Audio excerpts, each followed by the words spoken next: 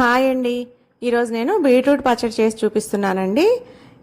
First ఒక గిన్నె తీసుకొని ఆయిల్ వేసి పచ్చిమిరపకాయలు ఇలా తుంచుకొని వేసుకున్నానండి.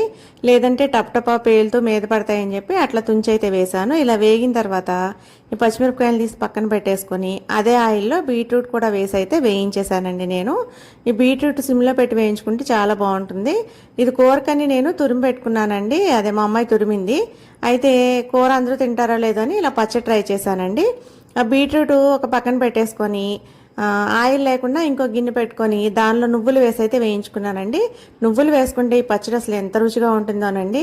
ఇలా బీట్రూట్ వేగిన తర్వాత దీనిలో చింతపండు వేసి పొయ్యి అయితే కట్టేశానండి. అది ఆరిన తర్వాత ఒక మిక్సీ జార్ తీసుకొని వెల్లుల్లిపాయ, జీలకర్ర, కళ్ళుప్పు వేసానండి.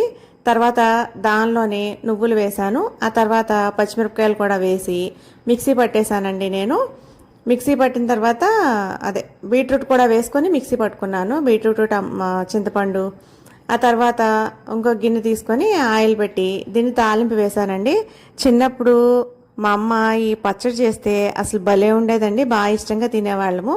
ఆ తర్వాత బీట్రూట్ అంటే చానాళ్ళు ఇంకా ఇష్టం లేకుండా పోయింది. మళ్ళీ ఇప్పుడు బీట్రూట్ పచ్చడి చేసుకొని చాలా ఇష్టంగా తిన్నామండి అందరం.